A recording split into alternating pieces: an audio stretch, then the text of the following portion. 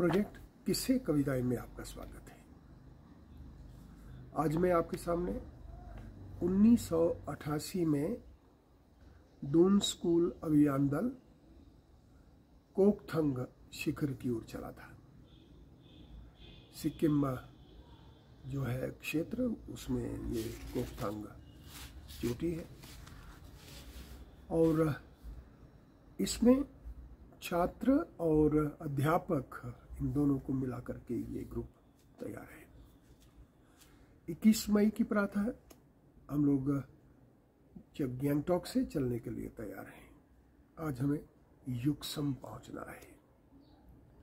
यहाँ मैं ये बता देना चाहता हूँ कुछ एक का जो पंक्तियाँ सदस्यों के बारे में है।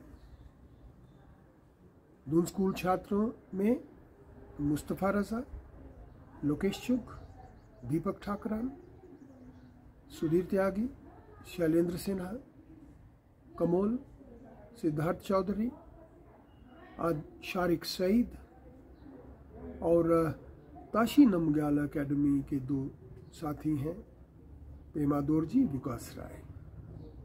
इसके साथ साथ जो अन्य साथी लोग हैं हमारे, कैलाश मौर्य भी हैं, पूर्व छात्र रतनजीत सिंह साहब भी हैं, एक अतिथि के रूप में योगेश पुरी भी हैं और दून स्कूल अध्यापक नरेंद्र मेहरोत्रा और मैं भी साथ हूँ। और जो विशेषज्ञ दल है, हमारा जो एक्सपर्ट दल है, उनमें वासुदेव है, थारचन है, गेलजिंग है, पसांग है, सांगे है और उनके साथ एक जो कुक है, मेन कुक हमारा अंगनिमा, वह भी है। इसके साथ साथ जो सिक्किम पर्यटन विभाग के कुछ साथी लोग भी हैं, उन्होंने भी सहयोग किया है इस अभियान दल में और एक डॉक्टर भी चल रहे हैं हमारे साथ। 21 मई की प्रातः हम चल दिए हैं गैंगटॉक से। दोपहर के समय जोरथांग पहुंच गए हैं। तिस्ता नदी के किनारे जोरथांग एक शहर है, थोड़ा इतना छोटा नहीं। 1982 में भी जोरथांग तक मैं आया था, जब बेसिक कोर्स के दौरान हम लोग दार्जिलिंग से उत्तर की ओर सीधे बागानों में से उतरते हुए नीचे तिस्ता नदी के किनारे तक आए थे, जिसकी दूसरी साइड में जोरथांग है। हमें अपने इन एक्सपर्ट साथियों की जोरथांग में इंतज़ार करनी पड़ी। गाड़ी चल दी है जोरथांग से लेगसिप की ओर और लेगसिप तक जो रोड है कोई बहुत अच्छी नहीं, टूटी फूटी बनाई जा रही है, नुकीले पत्थर भी हैं। गाड़ी की एक तरह से परीक्षा है। शाम को लेगसिप पहुँचे हैं, चाय आदि ली है। बहुत दूर नहीं जाया जा सकता आज। पेमयांगसे में एक पर्यटन विभाग की जो है टूरिस्ट लॉज है, बहुत खूबसूरत स्थान पे है, एक हिल चोटी सी है, उसके ऊपर बनी है ये लॉज और सिक्किम हिमालय जो है वो सारे का सारा उसका भव्य रूप देखा जा सकता है यहाँ से। पेमयांगसे के पास ही ताशीडेंग नामक एक मोनेस्ट्री है, बहुत प्राचीन और प्रसिद्ध मोनेस्ट्री है इस क्षेत्र की। उसके दर्शन भी किए हैं। युक्सम यहाँ से यानी पैदल भी जाया जा सकता है। दूर पश्चिम की ओर वो घर से दिखाई दे रहे हैं, लेकिन सड़क मार्ग से जो रास्ता है लगभग 40-45 किलोमीटर का है। हम 22 प्रातः है 10 बजे के आसपास युक्सम पहुँच गए हैं। युक्सम एक ऐतिहासिक स्थान है। युक्सम के बारे में मैं कुछ बताना चाहता हूँ कि युक्सम सिक्किम राज्य की प्राचीन कैपिटल भी रही है और यहीं पर 1642 के आसपास विभिन्न दिशाओं से आए हुए 3 लामाओं जो धर्मगुरु हैं वे मिले हैं। उन्होंने सिक्किम राज्य का जो स्वरूप है वो तैयार किया है। ये मैं बात बता रहा हूँ 1642 में। तभी उन्होंने जो है फुनसोग नामग्याल को जो है धार्मिक राजा के रूप में घोषित किया है। और ये भी बात यहाँ बताना उचित समझता हूँ, चोग्याल जो मॉनेस्ट्री डेनिस्ट्री है उसने सिक्किम में करीब 333 वर्षों तक राज्य किया है। युक्सम एक तरह से प्रवेश द्वार है कंचनजंगा शिखरों के लिए भी, कबरू शिखरों के लिए भी, राथोंग के लिए भी, फ्रे पीक है उसके लिए भी, और इसके साथ साथ कोकथांग के लिए भी। और यही प्रवेश द्वार से ही जो है मुख्य रूप से जो पैदल मार्ग शुरू होते हैं, यहीं से ही आपको जो है वाटर्स की व्यवस्था करनी होती है, और यहीं से ही याक आदि की जो व्यवस्था है वह हो पाती है।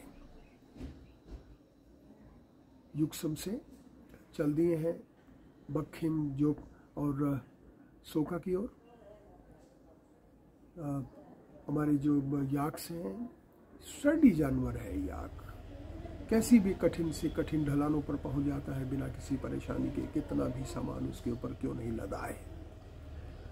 हमें उनकी इंतज़ार करनी पड़ी क्योंकि वो बखिम साइड से ही याक और उनके जो साथी लोग हैं उन्होंने आना था।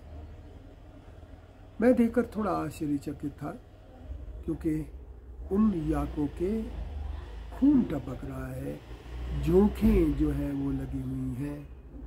पता चला कि जोंकें इस क्षेत्र में लीचेस जो है बहुत ज़्यादा हैं और हमें इस क्षेत्र में चलते हुए बहुत ध्यान रखना होगा। इस क्षेत्र में जो जंगल है, घना जंगल है बखिम और सोका तक, और नमी बहुत है, और जोंकें जो है अपनी थूथनी हर पल जो है उठाई रखती हैं अपने शिकार को पकड़ने के लिए।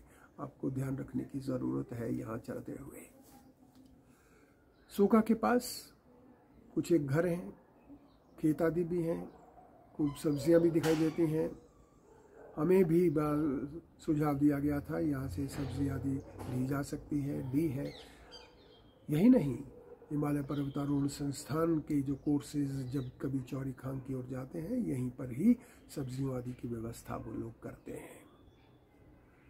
एक जो बहुत अच्छा लगा और ये कि घरों के इर्द गिर्द जहाँ भी थोड़ा खाली स्थान है फूल खिले हुए हैं, और खिले हुए फूलों की तरह ही यहाँ के लोग भी खिले हुए हैं, मुस्कान लिए हर पल। ये एक तरह से यहाँ का आचरण कह सकते हैं। हम सोका से जाम्बलिंग खांग हमें जाना है। 2 रास्ते हैं यहाँ से, एक जोंगरी होते हुए भी जो है चौरीखांग की ओर जाया जा सकता है। जो हमारा बेस कैंप है तेगपला, उधर भी जाया जा सकता है उस रास्ते से। छोका से एक सीधी उठती हुई रिज है जोंगरी जाती हुई, बहुत खूबसूरत है, थोड़ी कठिन है, चढ़ाई ज़्यादा है, लेकिन रिज वॉक इतनी खूबसूरत है क्योंकि खिले हुए आपको जो बुरांस है, रोडोडेंड्रॉन जगह जगह खिले हुए मिलते हैं। और इससे भी बढ़कर जो पर्वतीय क्षेत्र है वो चोटियाँ आपको बहुत पास दिखाई देती हैं। याक इसी क्षेत्र से गए हैं। हमें जो है दूसरा एक जाम्बलिंग खांग के लिए पैरेलल सा रास्ता जाता है, उस रास्ते को अपनाया है। सुंदर क्षेत्र है। और याक जो है वह जोंगरी के बाद फिर रंगीत रिवर जो राथोंग ग्लेशियर से निकला है और जो बाद में जो है तिश्ता रिवर का हिस्सा बन जाता है, उसी के किनारे हमें आना है। जाम्बलिंग खांग से चलते हुए अपने बेस कैंप की ओर हमें चलना था। तेगपला नामक एक स्थान है, खूबसूरत वैली नुमा है, दोनों तरफ उसके चट्टाने हैं। वहाँ तक पहुँचने के लिए रंगीत रिवर के किनारे आ गए हैं। पार कर जैसे ही उस रंगीत रिवर को पार किया जाता है, बुरांस का जंगल है। एक आध पेड़ नहीं, असंख्य पेड़ हैं। उनमें से रास्ता ढूंढते हुए हमें आगे चलना पड़ता है। इसी रंगीत रिवर के किनारे जो है गर्मा गर्म खिचड़ी पकाई गई है, चाय आदि पी गई है, आगे चल दिए हैं। 3-4 बजे पहुँचे हैं हम तेगपला। हल्की बूंदाबांदी शुरू हो गई है, टेंट लगा लिए गए हैं और साजो सामान जो है वह सेटल किया जाने लगा है।